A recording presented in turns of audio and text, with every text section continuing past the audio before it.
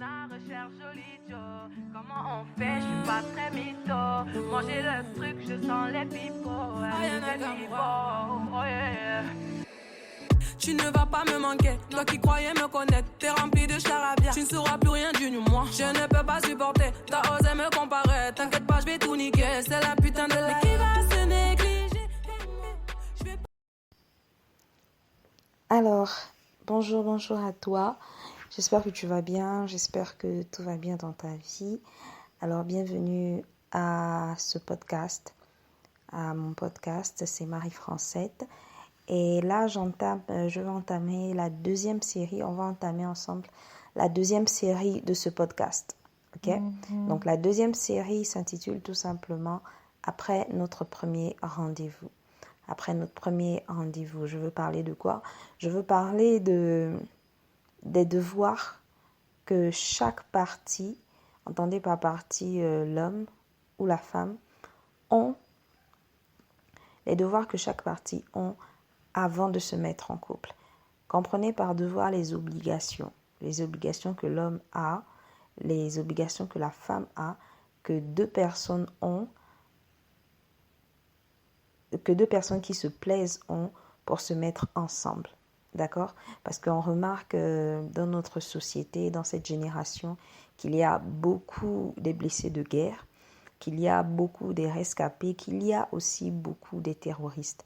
Donc s'il y a des blessés, c'est qu'il y a beaucoup de terroristes. Il y a beaucoup de personnes qui jouent avec les autres.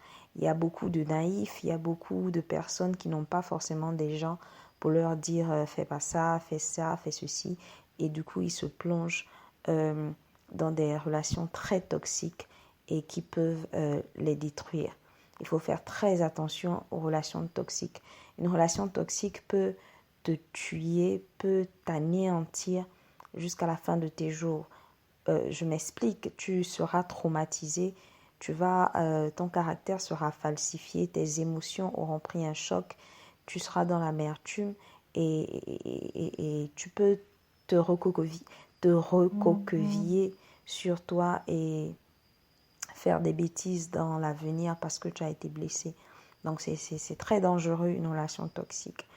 Et heureusement, à tout problème, il y a une solution. Donc moi, je vais partager ça avec toi parce que j'ai vécu ça et j'en ai tiré des leçons, ce qu'on appelle l'expérience. Donc, après notre premier rendez-vous, qu'est-ce que je dois faire? Qu'est-ce que je ne dois pas faire? Ce premier rendez-vous signifie quoi? Tout ça, on va en parler sur cette série. Je ne sais pas combien d'épisodes ça va faire.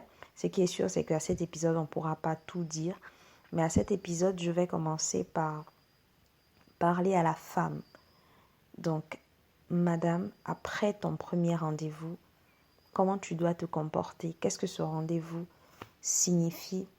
Qu'est-ce que ce rendez-vous signifie pour vous deux, pour toi? Et comment tu dois te comporter? Juste après cette transition.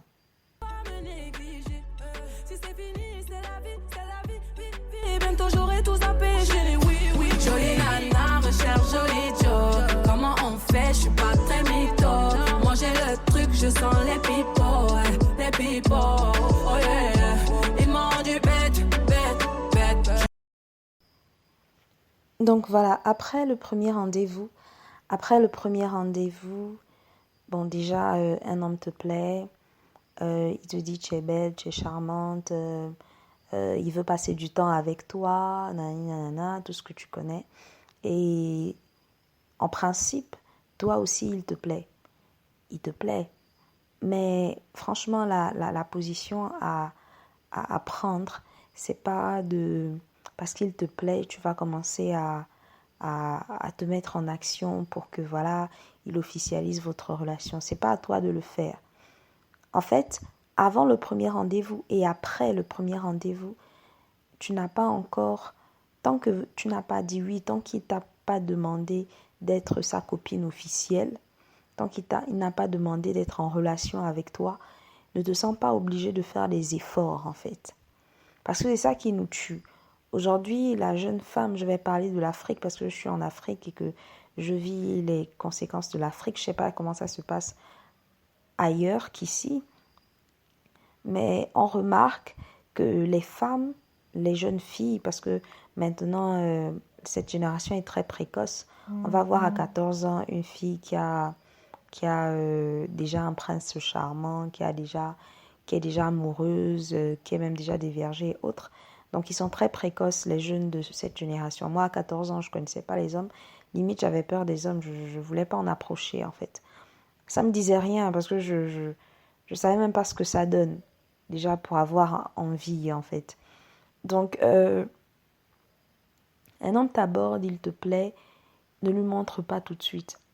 Je ne demande pas non plus d'être désagréable, mais je dis, il faut pas commencer à vouloir remuer ciel et terre pour qu'il soit avec toi. Parce qu'un homme qui te drague et qui ne fait pas d'effort, qui tout de suite, votre premier rendez-vous, c'est chez lui, ou tout de suite, votre premier rendez-vous, parce que tu habites seul, il va vouloir venir chez toi, c'est un brigand, c'est un terroriste, c'est un vampire, c'est un sorcier, fuis. Sérieusement. Mais un homme qui te veut vraiment, qui veut vraiment construire du solide avec toi, du sérieux avec toi, cet homme-là va vouloir te faire plaisir. Cet homme-là, tu seras sa priorité. Cet homme-là, son objectif, ce sera d'être là pour toi. Cet homme-là sera attentionné. Cet homme-là t'écrira minimum 3 fois par jour. D'accord? Mais si quelqu'un te dit je te plais, tu me plais, tu me plais, tu me plais, et que vous n'êtes même pas encore ensemble, mais pour que vous parlez sur WhatsApp, c'est toi qui écris maman, s'il te plaît, prends tes pieds et fuis. Mais un homme qui c'est son message qui te réveille le matin, c'est que la nuit, il a pensé à toi. C'est que il te veut à ses côtés, en fait. Il te veut à ses côtés, il veut plus être loin de toi, il veut plus être seul, il veut plus dormir seul. Il te veut à ses côtés. Et il sera prêt à tout faire pour toi. Maintenant, même s'il le fait, parce qu'il y a des brigands qui portent des habits d'agneau, en fait. Même s'il le fait au début, il t'emmène au restaurant au Socrate, parce que, voilà, c'est à Yaoundé, voilà. Quand t'emmènes une femme là-bas, elle a déjà des étoiles dans les yeux, enfin, les femmes naïves, bien sûr. Même s'il fait quoi, toi, la femme, tu n'as rien, tu n'as pas d'obligation à faire. La seule obligation que tu as à faire, c'est faire un choix. Le choix d'être en couple avec lui ou pas. Et ça même, c'est quand il te le demande. Tant qu'il n'en parle pas, tant qu'il ne met pas sur la table cette intention, tu n'as pas d'effort à faire. Aujourd'hui, on voit nos sœurs, dès que quelqu'un t'a déjà invité 2-3 fois dans un resto chic et autres, tu commences déjà à aller laver ses habits chez lui, tu commences déjà à aller cuisiner, tu commences déjà à lui faire des scènes de jalousie. Tu commences déjà à être sa femme alors qu'il t'a rien demandé. Alors qu'il t'a rien demandé. Et franchement, il faut faire attention. Un homme te drague, il te drague encore, vous n'êtes même pas en couple. Il t'a invité. Si après ça, il se comporte comme si parce qu'il t'a invité, il a le droit de coucher avec toi, maman, pardon. Tu ne vaux pas un poisson braisé, tu ne vaux pas un steak à la sauce crème de 5000 francs. Franchement, c'est pas parce qu'il t'a invité à ce resto que tu vas commencer à te comporter comme sa copine ou sa femme.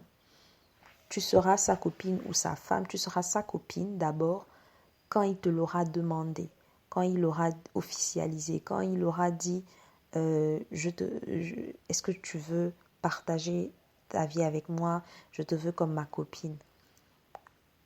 Mais un homme qui ne le fait pas, et puis il y a aussi des bandits en fait. Non, franchement, les hommes sont des vampires. Oui, sérieux, les hommes sont des vampires. Parce que il y a des hommes qui savent très bien jouer, manipuler. En fait, c'est de la manipulation. Il va t'inviter, ses amis seront là, il va te présenter comme sa chérie alors que c'est le premier rendez-vous. Ça déjà, si un homme le fait, fais très attention. Ça veut dire qu'il le fait avec toutes les filles et les mêmes amis à qui il te présente. Le week-end passé, il a présenté une autre go. Et il sait que ça va te flatter, ça va toucher ton ego et tu vas baisser la garde. Tu vas dire, ah, il m'a présenté comme étant sa go devant ses amis. Mais alors qu'à toi-même, vous n'avez jamais eu cette conversation. Déjà, c'est de la manipulation. Il n'a pas le droit de te présenter comme sa copine devant ses amis ou devant son frère ou devant sa sœur. Si vous deux, déjà face à face, vous n'avez pas encore parlé de ça.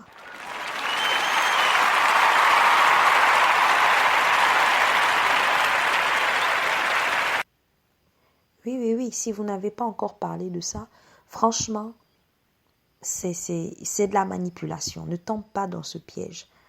Donc, après le premier rendez-vous, vous apprenez à vous connaître. Tu deviens inspecteur gadget en fait. Oui, tu deviens inspecteur gadget. Tu fouilles dans sa vie, tu essaies de comprendre, de savoir ce qu'il est. Tu poses des questions. N'hésite pas à poser des questions sur sa vie. Qu'est-ce qu'il fait dans la vie? Qu'est-ce qu'il aime dans la vie? Il travaille avec qui? Comment il passe ses journées? Qui sont ses amis? Quels sont ses hobbies? Est-ce qu'il est chrétien? Est-ce qu'il est athée? Est-ce qu'il est franc-maçon? Est-ce que? Pose toutes les questions possibles. C'est ça, apprendre à se connaître. Apprendre à se connaître comme les hommes ont inculqué ça dans la mentalité des femmes et les femmes ont dit oui. Apprendre à se connaître, c'est pas on va coucher ensemble ou que je sache si tu es bonne, il faut d'abord qu'on couche ensemble plusieurs fois et après là, machin, parce que je veux pas qu'on se mette en couple et puis ça me surprend et puis c'est n'importe quoi. C'est tellement triste, c'est tellement manipulateur de la part des hommes de le faire. Apprendre à se connaître, c'est pas sexer tout le week-end et savoir si tu es bonne, c'est n'importe quoi. Apprendre à se connaître, c'est apprendre le caractère de l'autre, la vie de l'autre, l'esprit de l'autre, les défauts de l'autre, les qualités de l'autre. Le sexe, ça vient après. Le sexe, c'est rien en fait. Donc, après le premier jour, madame, tu n'as pas de devoir. Tu n'as pas de devoir, tu as des droits.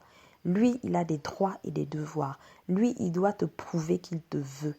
Et la seule manière de te prouver qu'il te veut, c'est qu'il va faire des efforts. Et ce ne sera même pas des efforts parce que s'il t'aime et s'il te veut vraiment, de manière inconsciente et avec plaisir, il cherchera à te faire, il cherchera à être là pour toi.